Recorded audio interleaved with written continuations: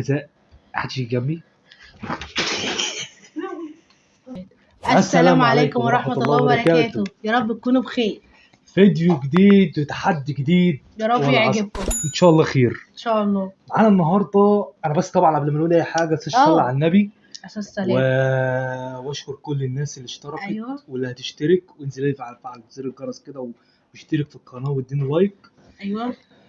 وعملنا لكم بقى التحدي اللي انتوا طلبتوه، تحدي دقيقه. احنا معانا النهارده حاجه عظمه ان شاء الله والعظمه لله. معانا صينيه بتنجان ورق محشي بتنجان ومعانا جلاش ومعانا بطاطس ومعانا فراخ صينيه تحفه. بص يا ابني